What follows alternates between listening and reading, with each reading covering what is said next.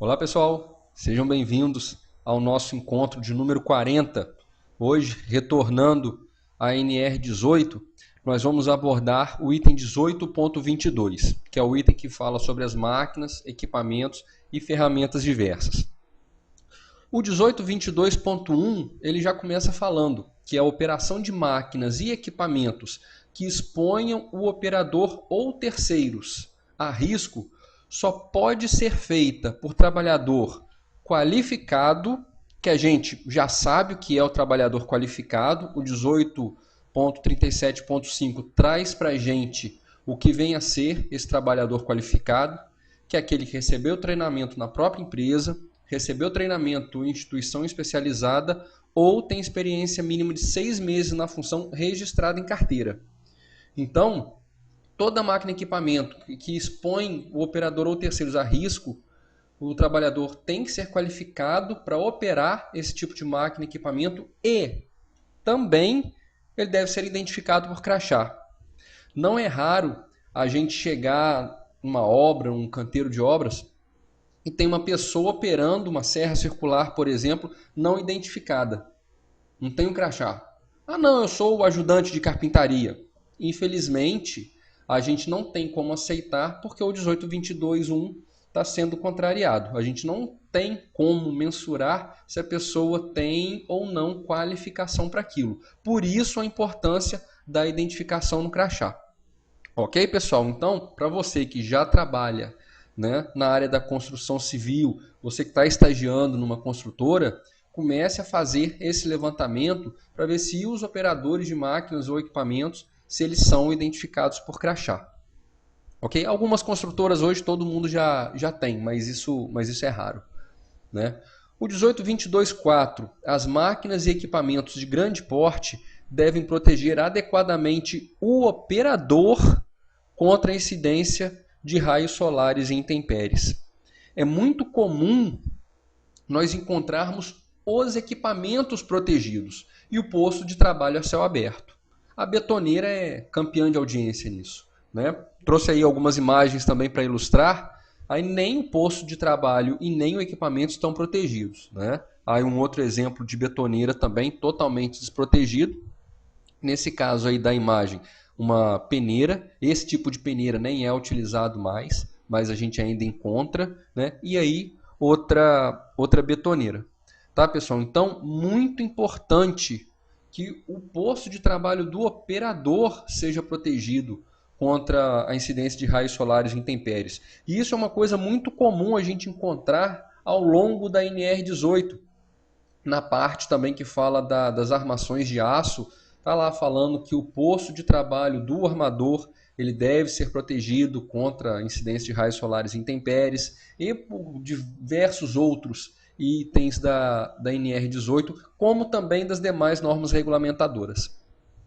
Muito importante isso, tá, pessoal? O 18.22.5, o abastecimento de máquinas e equipamentos com motor a explosão deve ser realizado por trabalhador qualificado em local apropriado, utilizando-se de técnicas e equipamentos que garantam a segurança da operação. De novo, a situação do trabalhador qualificado para esse tipo de operação.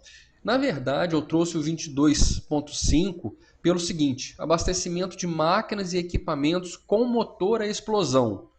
São motores que funcionam com combustível, por exemplo, óleo diesel, querosene. Né?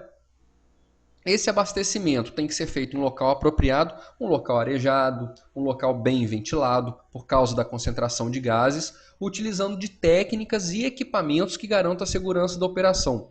Se você tem um galão, por exemplo, de 20 litros, 50 litros e vai abastecer uma máquina, né, para o funcionamento do motor dela, você precisa ter uma bomba de sucção para passar o combustível desse galão para o tanque da máquina ou do equipamento. Né? E por que eu trouxe esse item? Porque eu já encontrei o pessoal puxando o combustível com aquela mangueirinha com a boca, né? E assim que começa a chegar o combustível, imediatamente já leva para o tanque da máquina. Gente, isso é um absurdo.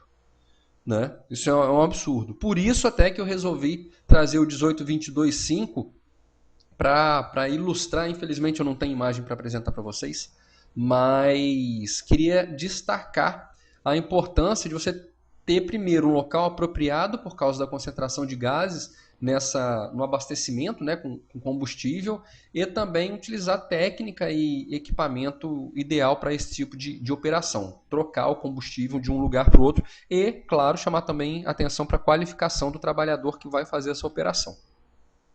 O 18.22.7 ele traz o seguinte: as máquinas e os equipamentos devem ter dispositivo de acionamento e parada localizado de modo que... Aí o item vem trazendo vários dispositivos, né, que esse tipo de máquina e equipamento deve ter.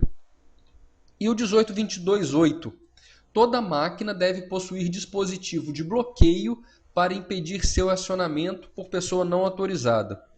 Eu trouxe esses dois itens, o 22.7 e o 22.8, para destacar a diferença entre dispositivo de acionamento e parada e dispositivo de bloqueio. O dispositivo de acionamento e parada é o liga e desliga. E o dispositivo de bloqueio é aquele dispositivo que interrompe o fornecimento de energia elétrica, né? Ou uma trava, ou um dispositivo que impeça o acesso, tá? Que impeça o funcionamento do equipamento. Vamos pensar numa serra circular. A gente já viu na nossa videoaula número 38 que a serra circular precisa ter a chave eletromagnética para funcionar como seu dispositivo de liga e desliga, ou seja, dispositivo de acionamento e parada. O item 18.22.7 fala que esse dispositivo tem que estar ao alcance do operador em seu posto de trabalho. Então tá lá o carpinteiro trabalhando e o liga e desliga da serra circular está ali próximo dele. Ótimo, né? Agora, o 18.22.8, toda máquina deve possuir dispositivo de bloqueio para impedir seu acionamento por pessoa não autorizada. Suponhamos que esse dispositivo de bloqueio não exista. O carpinteiro terminou o trabalho, desligou a serra e saiu. Veio um outro trabalhador que não tem nada a ver com a atividade da carpintaria, precisando de uma peça pequena, urgente, né? Ele não encontra o carpinteiro, isso aqui é jogo rápido, isso aqui é fácil, deixa que eu me viro. Aí ele aciona a serra e vai trabalhar sem nenhum conhecimento na área. Por isso que é importante esse dispositivo de bloqueio. O carpinteiro terminou de trabalhar, ele desligou a serra, suponhamos um disjuntor, tá? Dentro de uma caixa, essa caixa com cadeado, que só ele tem a chave. Aí ele vai até esse disjuntor, desliga o disjuntor, ou seja, interrompeu o fornecimento de energia elétrica para a serra, trancou o disjuntor e fechou o cadeado. E a chave de poder dele, e ele saiu. Né? Ele saiu. Esse trabalhador que precisa de um serviço rápido, ao tentar acionar a serra circular, ele não vai conseguir. Então, por isso, tá, que é importante frisar a diferença desse dispositivo de acionamento e parada e o dispositivo de bloqueio. Fundamental, tá, pessoal, que existe esse dispositivo de bloqueio para essas máquinas e equipamentos, ok? Principalmente para o pessoal que já trabalha na construção civil, fica o alerta.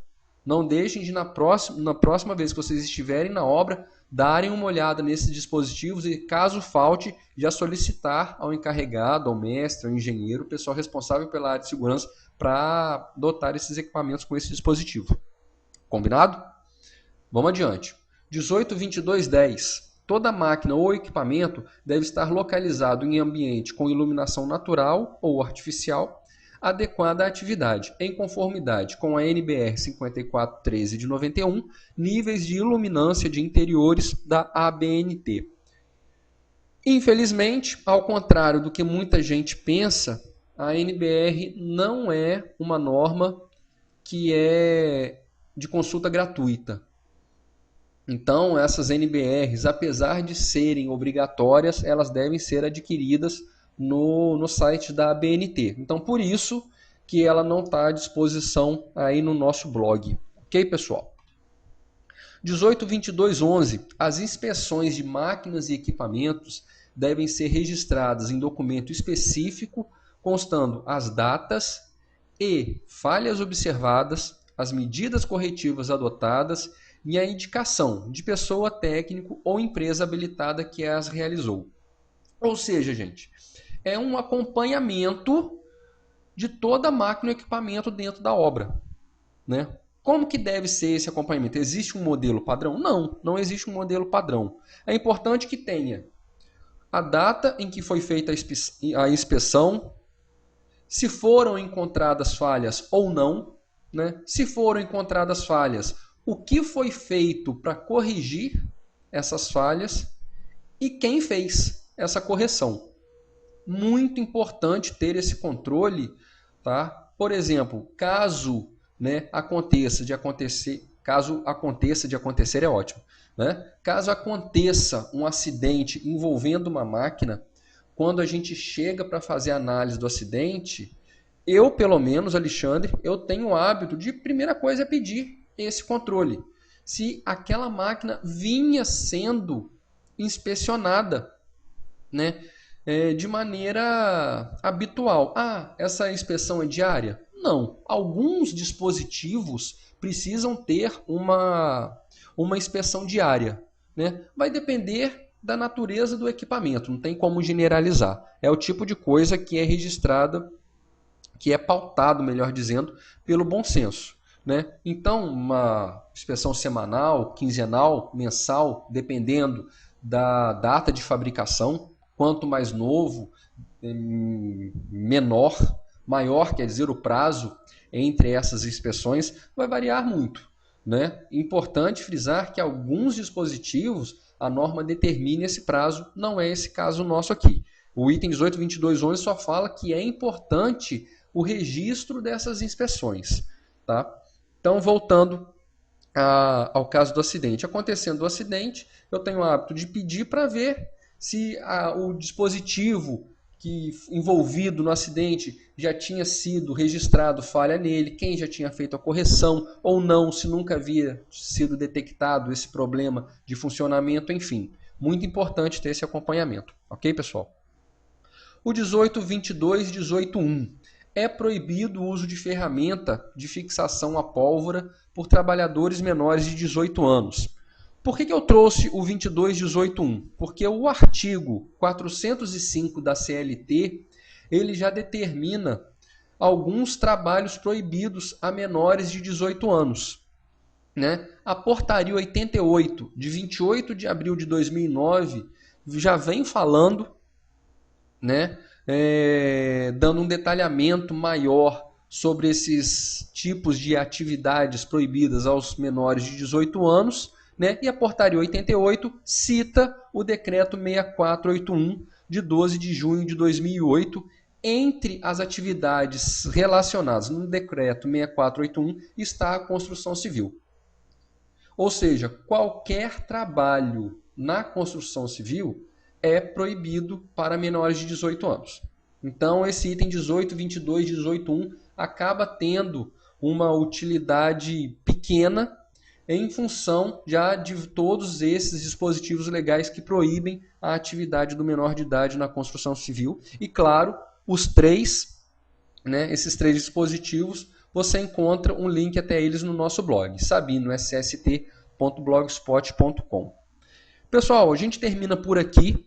Tá? Vocês vão reparar na leitura da íntegra do item 18.22 que ele fala sobre essas ferramentas de fixação a pólvora, sobre macacos hidráulicos que não são equipamentos que nós encontramos com muita habitualidade em canteiros de obra. E como o objetivo dessas videoaulas é só apenas dar uma noção geral sobre a norma, a gente resolveu não trazer para a videoaula, mas claro, quaisquer dúvidas que existam, estou à disposição, como sempre, no Orkut, no Gmail, no Facebook e no Twitter, é só escrever para mim. Ok, pessoal? O meu obrigado pela atenção, eu espero que tenha sido útil, conseguimos aí ficar dentro do intervalo de 15 minutos, o que ultimamente tem sido uma raridade, mas esse é o nosso objetivo. Pessoal, meu obrigado mais uma vez, fiquem com Deus e até a próxima. Um grande abraço e tchau.